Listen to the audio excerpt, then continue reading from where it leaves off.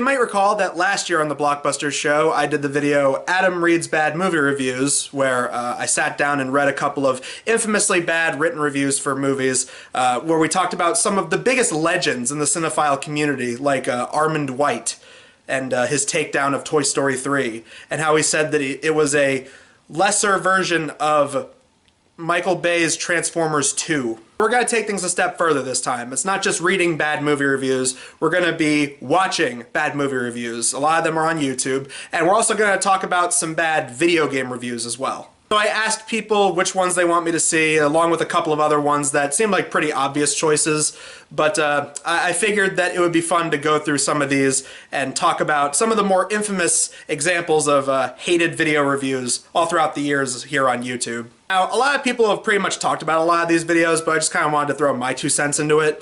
I just thought that it would be interesting to watch some of these infamously bad movie reviews that people have talked about, because a lot of these I actually haven't seen in full, or I forgot about them and I want to revisit them. So yeah, this is just going to be me going through a lot of these bad video reviews and basically giving my responses to some of these. So first up, we got a pretty obvious choice. We have Confused Matthew's review of The Lion King. So my big takeaways with this video are he thinks that Simba is an unlikable character because he's a kid.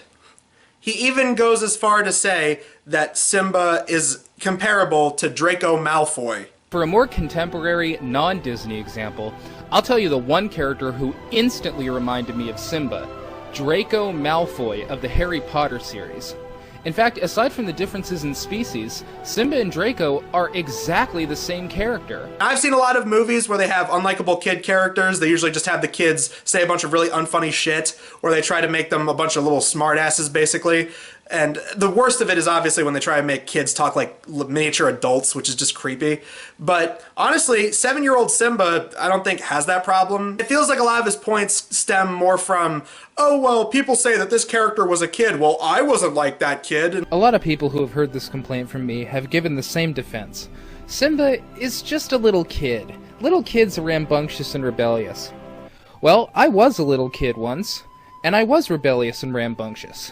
But I was never this much of an obstinate, willful, selfish, dishonest, disobedient little asshole. The point of the movie is that the kid starts off flawed and then gradually grows up and realizes that he needs to, take responsibility, especially after, running away for all those years and, thinking Hakuna Matata was the way to live. Then he gets the message in the sky from his father to regain his throne and, take back what is his and, stop Scar and his hyena Gestapo, basically. After he says that Be Prepared was a pointless villain song. This scene then rolls into the most pointless villain song I've ever heard in my life.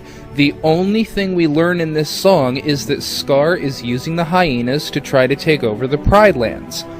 We know.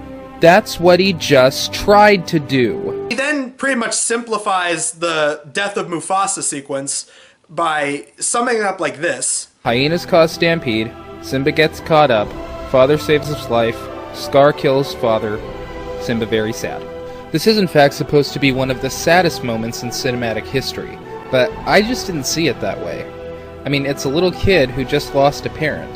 That has a default setting of being generally sad. Then he goes on to say that Simba has no reason to think that he was responsible for Mufasa's death because, oh, Scar put him there. What in all fucking hell makes Simba think that this is his fault? It's not like he caused the stampede, and the only thing Scar says to him is, the king is dead, and if it weren't for you, he'd still be alive. This implies that this is supposed to be Simba's fault because he was there and needed rescue. But the only reason he was there is because Scar put him there. The reason that Simba thinks that it was his fault is because he roared. He was practicing his roar like Scar told him to, and then he was going to go get his father. And then Simba practiced his roar, and then it echoed, and then the stampede had started, but it wasn't actually because of his roar, it was because the hyenas, because that was Scar and their plan all along. So the reason that Simba thinks that it was his fault was because he roared. He thought that he was the one responsible for all of it. He says that Timon and Pumbaa are evil, because they're lazy good-for-nothings who didn't really care about Simba, even though their intentions may have started off selfish, but they gradually became good friends with Simba, and they actually enjoyed being in his presence. That's why they went to help in the ending fight sequence. They never had an epiphany where they learned Hakuna Matata was bad. They never learned not to be stupid and lazy and selfish. They never even had a moment where they apologized to Simba for emotionally grounding him in the dirt this whole time, and maybe using that as a justification for being here. There is nothing in this film that justifies these two being here to help. He also says that they should have just skipped Rafiki's scene entirely, which is kind of funny because that's pretty much what they did in the 2019 movie. You could just skip Rafiki's part and go right to Simba seeing his dad in the clouds, and it would be exactly the same. Out of all the points in the video, I think my favorite one is when he's going down why he thinks Simba is a bad character, and he says something like, he tries to compare it to the other 3 Disney movies that came out before The Lion King, saying that they had better characters with better character motivation. When I think of the heroes in the last 3 Disney films, I can see that they all have something in common. They were all genuinely good people who had lots of hopes and dreams, and they cared about the people in their lives. Now, I grew up watching a lot of these Disney movies, and I love them, I really do. But the thing is, if you're going to hold Simba to such standards, then shouldn't you do the same for the other characters? I mean, for all intents and purposes, Aladdin was a street thief, and Ariel was a 16-year-old who sold her voice away just so that she could hook up with a guy that she barely knew at the time. And out of all those, yeah, I think Belle's probably the most, perfect one out of all of them. And that's because Beauty and the Beast is the best Disney Renaissance movie. But overall, I think we gotta remember that this video did come out in 2008, so it was a very different time for YouTube. And we're certainly gonna get into that a little bit later with some of the video game reviews. But the thing you're gonna see with a lot of these videos is it's not just that the people are reviewing something that people really like. It's not like, and I said that last time with the written reviews of Toy Story, from people like Armand White. The thing is, it's not just that they're reviewing movies that a lot of people like. It's not really the issue that he doesn't like The Lion King. It's his reasoning that I think a lot of people had umbrage when they responded to this review. And now we move on to another easy target for bad movie reviews on YouTube, the Nostalgia Critic's review of The Wall. Honestly, before I found out about Honey, seeing the promo code box at checkout stressed me out. Like I said, I'm gonna try and be very brief with this because everyone and their grandma has pretty much talked about this. So yeah, I'm just gonna try and breeze through some of the points that just really stuck out to me. This is a 50-minute video where they basically parody the Pink Floyd album and just kind of parody certain scenes from the movie. And sometimes the direction just feels weird, like, okay, in one scene you'll have it that the main character is played by the Slipknot guy, and then in the next scene, the Nostalgia Critic is the main character.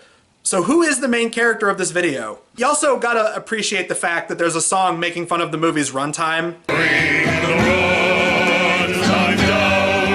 This is a 50-minute video where any real review comes in like the last 3 seconds of the video. I liked it fine. Yeah, me too. A little full of itself, but good music and imagination. A lot of it is them making fun of the original source material. And I didn't really know that much about The Wall or the backstory. I've heard the songs off of the album, but I didn't really know a whole lot about the album or the movie itself. And after doing like 5 minutes of searching on Wikipedia or IMDb, then you get basic key information. Like in the video, they say, oh, well, what's with all the World War II imagery? Is this really a World War II reference?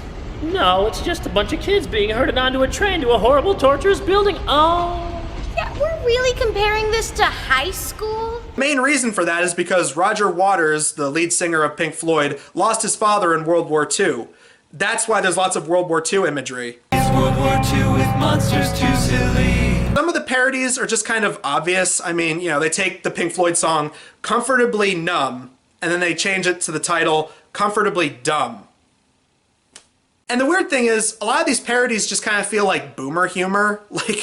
Like their parody of Another Brick in the Wall is them, it's in a very contemporary making fun of, the modern education system and, oh, students and kids that go to school these days, they just need to grow up and, stop whining all the time on Facebook. This is pandering like hell. Remember that one teacher who seemed cool? He wasn't! He was all part of the plan! Hey! Who cares? All this bitching sells! One song parody that's on here is they call one of the songs Oscar bait, even though the album was made before there was a movie and there was no intent of it being made to try and get an easy Oscar. So long, Oscar bait song.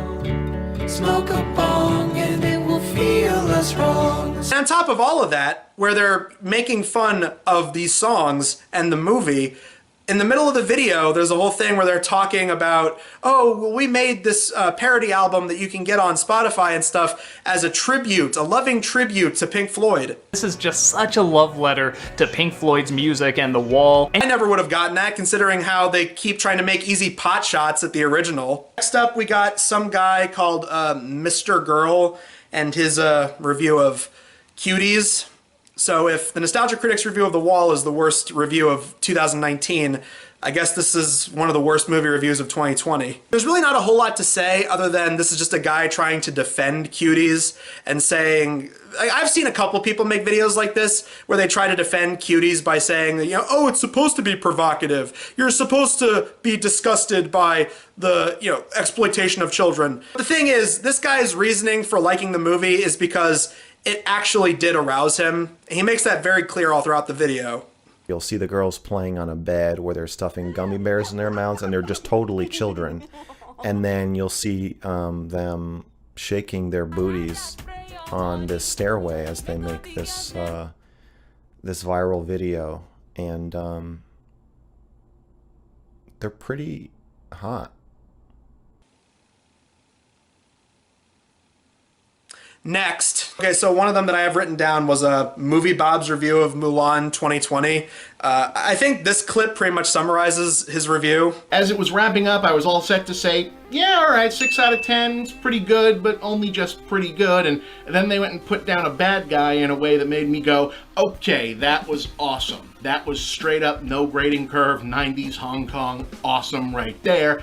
And for that, I bump it up to a solid 7. Oh yeah, man. Classic throwback to 90s Hong Kong martial arts movies. Yeah, you know, with the abundance of CG and green screen and trickwire effects. Not like Disney does that kind of shit with, you know, it's Star Wars or it's Marvel or any movies like that. No, I've had a couple people suggest reviews of stuff that was like more political. I'm not gonna lie, some of these videos kind of border on like conspiracy theory with Mel Gibson or a Criminal Mind level shit. Because a lot of them just feel like they're like really stretching to try and get some kind of political motive out of the movies that they're reviewing. You see, people didn't like Twilight because they're actually just a bunch of sexists who hate teenage girls, and they should spend their time hating movies that no one really talks about, like the Michael Bay Transformers movies. I've also noticed this trend where people will review movies and instead of focusing on like the plot or the acting or the script or the production or anything like that, instead, they'll just focus on if it has some kind of political agenda, and that determines their whole outlook on the movie. And it's like, you can definitely say something about that if you feel that strongly about it, but I've read these reviews where that was the only thing that they talked about. Oh, look, they made it, they had a character say fake news, and you had Sherlock wear a fez that says "Make Britain Great Again." All right, so enough of that. Now we're moving on to the game reviewers, and we've had some interesting suggestions for this one. Now, just like with some of the earlier candidates, a lot of these are pretty obvious choices, but I just thought it'd be interesting to go back and revisit some of these, because again, some of these I've never seen before, and some of them I've seen a super long time ago, and so I kind of wanted to rewatch them to see if they held up after all these years. Obviously, when it comes to game reviewers, specifically, you know, bad game reviewers, people often jump to people like the Irate Gamer or the Game Dude. I think my biggest takeaway with these two guys in particular is, and again, these are like super old videos. These are from like 2007, 8, 9 era of YouTube compared to the beast that YouTube is now. But I think the biggest takeaway that I have with these guys is Irate Gamer, yes, he would have some really bad points and get a lot of information wrong in his game reviews. Yes, he would rely too much on special effects. Yes, he would have some really bad jokes. I think the biggest takeaway though was it was kind of shitty for him to just take lines wholesale from Angry Video Game Nerd. When did he ever wear that sleeveless black shirt? Why is Marty wearing a black sleeveless shirt? His review of Ninja Turtles was apparently part of a contest. It was like an out nerd the nerd thing where it's like for people to see if they could replicate an AVGN style review. or something like that. So like that makes a little bit more sense, but it still kind of makes it a little bit shitty. And some game designer who's laughing their ass off just decided to put a pizza down there. Okay, well, what's the point? I mean, are you going to be suicidal enough to go and try to get that pizza? I mean, who's going to do that? It's impossible. Just what the fuck were they thinking when they placed a pizza box way down here? Now, just how the hell am I supposed to get to this in time? If I go for it, I end up dying. So what's the reason for this? So in fairness, just last year, Irate Gamer and Angry Video Game Nerd did a video together, so clearly any kind of bad blood they had must have been squanched over the years. My big takeaway with Game Dude was the fact that I think a lot of his reviews were just nitpicks. Why can't I go back? Why do levels repeat? Again, why can't I go back? Where's multiplayer? Why can't I kill jellyfish? Why is 7th castle right by the 8th? Why is Peach's castle an art gallery? Where's Luigi? Again, where's Luigi? Where's online? Why are the toads not Wario and Waluigi? Why is the control so stiff? Why can you fly so far and skip half the game? It was also requested people like some kid by the name of Invalid Nickname. Fuck Mega Man 9, and fuck you too. Fuck you. And then, oh, I definitely remember this name, Mario Te Plumber. Fuck! No. What the fuck? Yeah. When it comes to bad game reviews nowadays, I think one of the easy go-to choices that on some level does get kind of irritating after a while because they are kind of an easy target, but in some regards it does feel warranted because of how inconsistent their reviews are. It's IGN. Arkham Asylum makes you feel like you're Batman. It's not just IGN, it's just kind of like all these like mega corporation type places that are made up of people that write articles and op-eds. It feels like these people are just trying to get reviews out as soon as possible. And on top of that, you also have this thing within the industry where a lot of the times people will become close friends or business associates even with some of these big gaming companies or movie companies or whatever. And so it feels like to stay in their good graces, they'll kind of sugarcoat their reviews just so that they don't get blackballed. I think the worst thing when it comes to places like IGN and stuff like that, their rating system feels like they don't go anywhere beyond 7. Like if something is bad, they'll give it a 7, but anything that's good, they give an 8, 9, or 10. And sometimes that review system feels incredibly useless. It's like, what's even the point of having a number system if the lowest you go for a bad game is a 7? They did a review of Super Mario for the Wii U, and they pretty much criticize it. The new Super Mario Bros. Series has often felt like a watered-down, more casual attempt to recapture the magic of the NES and SNES eras. It's just a shame it doesn't push the system's visual or audio capabilities as well. Seeing Mario not push our imaginations is a bit of a disappointment. You start to wonder why that same creativity wasn't applied to the entire product. By the time Mario U really starts to do interesting things, it's over. It features the same numbing, generic, bubbly music across all its entries. And then here's the rating that they give it. It has a little something for everyone. Guys, when it comes to the pinnacle of video game reviews on YouTube, let us never forget the true classic that was Minecraft with Gadget. Brown bricks with Minecraft. Building bricks with Minecraft is the best thing and the most amount of fun you can have while playing it out. Wow, look at this guy with his fucking bullshit videos. Oh yeah, okay, the only reason that you liked this movie was because you agreed with it. That's the only reason you're giving it a good review. Wow, way to be a fucking ripoff of Video Game Donkey, man. Well, alright, this guy's reviewing something My Little Pony related, so I already don't take him seriously. Who the fuck is this guy? Who the hell is this?